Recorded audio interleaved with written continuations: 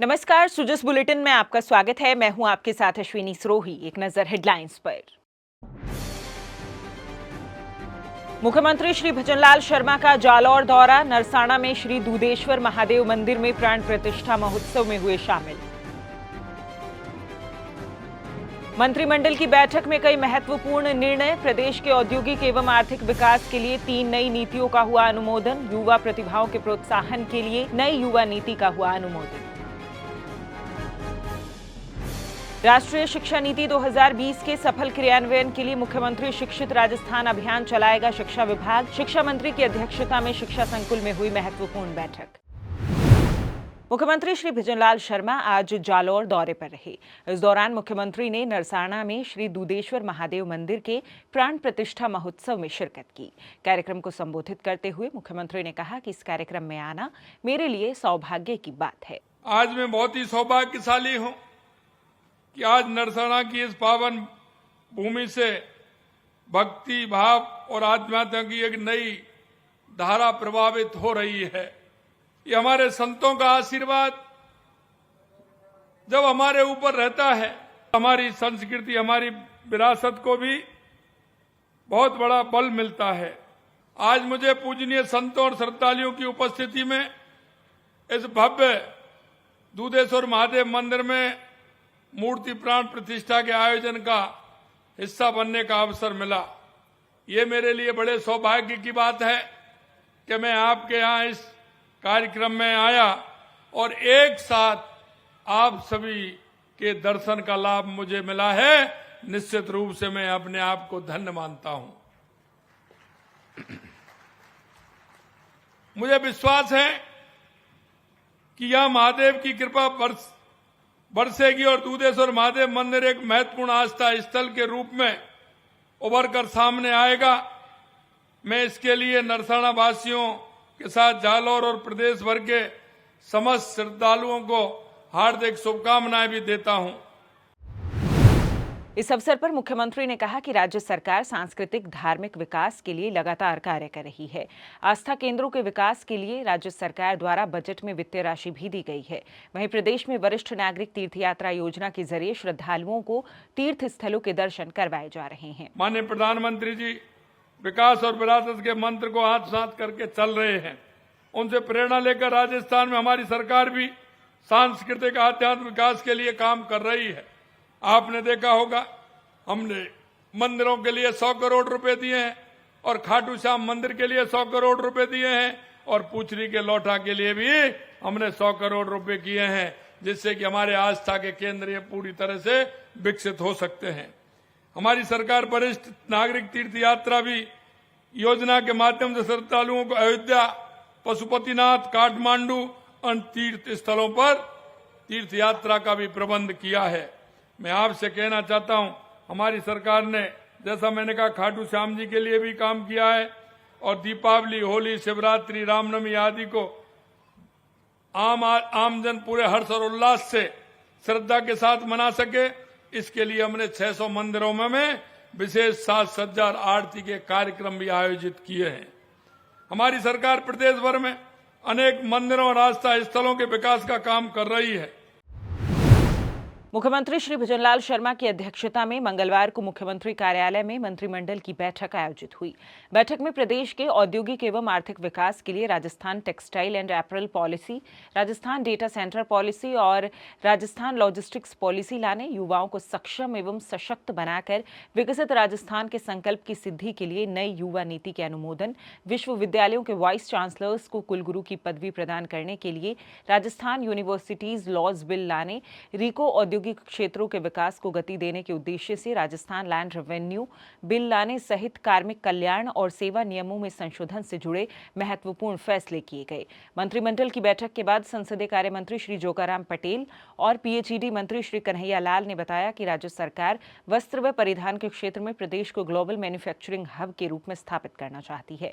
इसे ध्यान में रखते हुए मंगलवार को कैबिनेट में मंजूर की गई Rajasthan textile and apparel policy 2025 प्रदेश में टेक्सटाइल टेक्सटाइल एंड एपरल क्षेत्र के सतत व समग्र विकास के साथ साथ इस क्षेत्र में रोजगार सृजन, कौशल विकास, नवाचार, उत्पादकता और निर्यात को भी बढ़ावा देगी।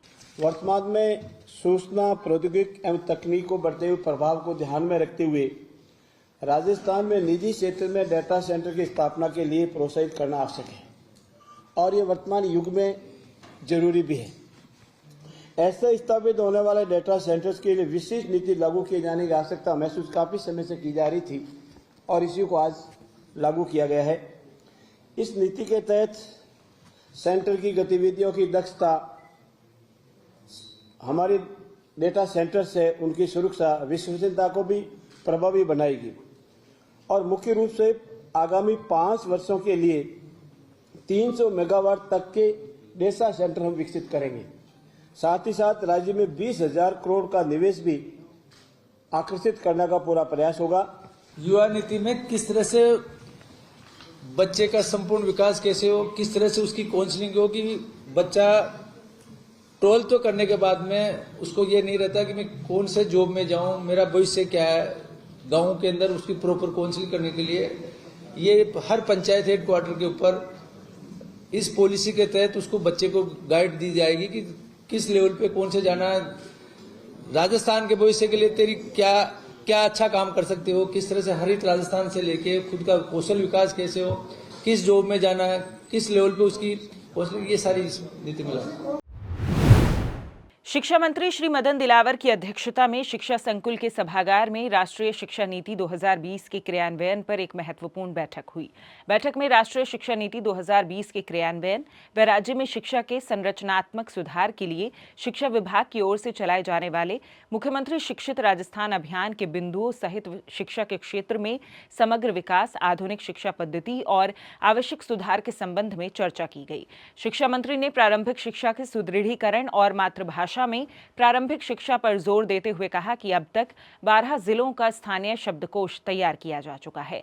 अन्य जिलों का शब्दकोश भी जल्द तैयार कर लिया जाएगा।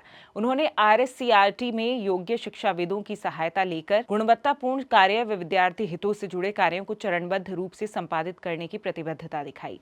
साथ ही शिक्षाविदों द्वारा साझा किए सुझावों पर विचार विमर्श करने और अमल में लाने का आश्वासन भी दिया। और अब बात 16वीं राजस्थान विधानसभा के तृतीय सत्र की, जिसमें आज भी सवाल जवाब का दौर जारी रहा। इसी कड़ी में उच्च शिक्षा मंत्री डॉक्टर प्रेमचंद बैरवा ने आज विधानसभा में कहा कि बस्सी विधानसभा क्षेत्र के बस्सी, कानोता और बांसखो में संचालित महाविद्यालयों में व्याख्याताओं की 90% पद भरे हुए हैं। उन्होंने बताया कि विभिन्न विषयों में सहायक आचार्यों के 1936 रिक्त पदों पर भर्ती के लिए राजस्थान लोक सेवा आयोग अजमेर को अभ्यर्थना प्रेषित की गई है, जिन पर भर्ती कार्यवाही प्रक्रियाधीन है। बस्सी, कानोदा तथा बांसको के राजकीय महाविद्यालय में विषयवार शिक्षकों की स्वीकृति, कार्यरत रिक्त पदों का विवरण 1 पर संलग्न है। जी हाँ, विभिन्न विषयों में सहायक आचार्य के लिए 1936 रिक्त पदों पर भर्ती हेतु राजस्थान लोक सेवा आयोग अजमेर को अभ्यर्थना प्रेषित की गई है, जिन पर भर्ती कार्रवाई प्रक्रियाधीन है। महाविद्यालय में रिक्त पदों को नियमानुसार चयनित अभ्यर्थी उपलब्ध होने पर यथासंभव भरा जा सकेगा। इनके बस्सी में 18 पद स्वीकृत है और 16 भरे हुए रिक्त पद 2 है। पूरे 90% आपके तीनों कॉलेजों में भरे हुए हैं। फिर आपकी राजकीय कन्या महाविद्यालय बांसको में आपके 7 पद स्वीकृत है और 7 ही भरे हुए हैं आपके।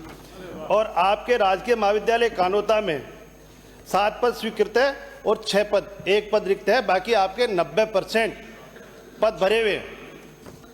आपको बच्चों के भविष्य के लिए हमें चिंता है और भजनलाल जी की सरकार निश्चित रूप से बच्चों के भविष्य के लिए अच्छा कार्य करेगी। तो नागौर के श्री रामदेव पशु मेले का शुभारंभ गुरुवार को झंडारोहण के साथ किया गया। जिला कलेक्टर श्री अरुण कुमार पुरोहित ने झंडारोहण किया और राष्ट्रगान के बाद मेले की विधिवत शुरुआत की गई। मेले के शुभारंभ के अवसर पर जिला कलेक्टर ने कार्यक्रम में मौजूद पशुपालकों को संबोधित करते हुए कहा कि रामदेव पशु मेला नागौर जिले को विश्व स्तरीय पहचान दिलाने का उचित माध्यम है। उन्होंने कहा कि नागौर के बैलों की प्रसिद्धि विश्व भर में है। रामदेव पशु मेले में आए हुए पशुओं की संख्या का आंकड़ा 3,500 पार पहुंच गया है। आए हुए पशुओं में सर्वाधिक संख्या ऊंटों की रही है। अब तक करीब 2,000 ऊंट मेला मैदान में पहुंच चुके हैं। सो जिस बुलेटिन में आज के लिए इतना ही, फिर होगी आपसे मुलाकात, तब तक के लिए नमस्कार।